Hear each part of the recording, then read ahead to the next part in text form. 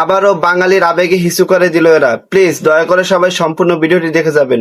আলোচনা পরে করে আগে এই ভিডিওটি দেখুন। আপনারা সম্প্রতি যে কমলাপুরের ঘটনাটা, আজকে মেয়ে সহ মেয়ের গার্ডিয়ান সহ সমস্ত কিছু আমরা ধরছি। এখানে মেয়ের হচ্ছে একাধিক বিয়ে হয়েছে, বাচ্চা আছে। ওয়েট, এতদিন আপনারা সোশ্যাল মিডিয়ায় যে ভিডিওগুলো দেখেছেন এই 5 জন ক্রিয়েটরের, সেখানে কিন্তু তারা কেউই বলেনি এই মেয়েটার আগে বিয়ে হয়েছে এবং তার ছেলে সন্তান আছে। তার একাধিক বিয়ে হয়েছে ভাই, এই মেয়ের একাধিক বিয়ে হয়েছে। আমার কথা হচ্ছে ছেলেটা কি জানে? ছেলেটা এই বিষয়ে জানে কিনা সেটা এখন আমরা জানি না, কারণ এই 5 জন ক্রিয়েটর কেউই সেটা সোশ্যাল মিডিয়ায় প্রকাশ করেনি। এটা প্রকাশ করলেন না কেন যে মেয়ের একাধিক বিয়ে হয়েছে? সময় দিছেন ভাই, শুনেন, সময় দিছেন, আপনাকে তো 72 ঘন্টা সময় দিতে হবে। ভাইরে ভাই, একটা বার শুধু চিন্তা করেন, তারা টানা একটা সপ্তাহ ধরে এইসব বিষয় নিয়ে ভিডিও বানাচ্ছে, তাও নাকি তাদের পর্যাপ্ত সময় দেওয়া হচ্ছে না। বাচ্চা আছে, বেবি আছে, এই বিষয়টা কি ওই ছেলেটা জানে? অবভিয়াসলি জানে, 100% জানে। এটা গ্যারান্টি আপনার ভিডিওতে। ভাই ভাই আচ্ছা বুঝলাম, ও জানে, তাহলে আমাদেরকে জানানো হলো না কেন? ও হ্যাঁ, তাইলে তো আর মানুষের সিম্প্যাথি পাওয়া যাবে না। দাঁড়ান, উত্তেজিত হন কেন আপনি? আপনি উত্তেজিত হন কেন আমি বলি? বাইরে তোমরা এত উত্তেজিত হইও না, পালাইবেরা কিন্তু পথ খুঁজে পাবা না। নিঃসন্দেহে তুই ঠিক কথা বলেছিস। এই মেয়ের মা সহ এখানে ছিল না?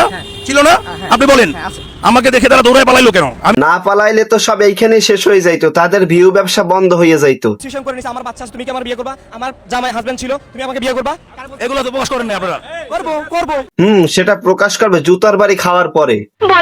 মানব জমিনের কর্তৃপক্ষ যারা আছেন, যদি ভিডিওটা দেখেন তাহলে দ্রুত, একটা ভিডিও থেকে আমি যদি দেখেন তাহলে হচ্ছে ওনার বিরুদ্ধে একটু অ্যাকশন নেন ভাই। আমিও আপনার সাথে সহমত, এর বিচার করা উচিত।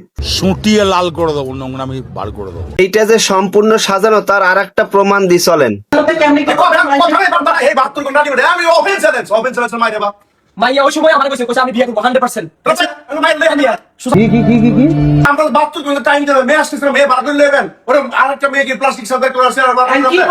আকাশ ভাই বলছিল না যে মেয়ে পালিয়ে গেছে, এই হচ্ছে তার প্রমাণ। আপনারা আমি কইলাম যে আপনি এই নাটকের মধ্যে নিয়েন না।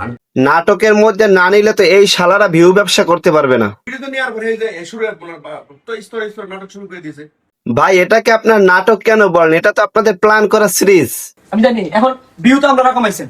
ভাই ভিউ ব্যবসা করছে সবাই। ভিউ ব্যবসা তোমরা কেউ করনি, সেটা তো করেছি আমি।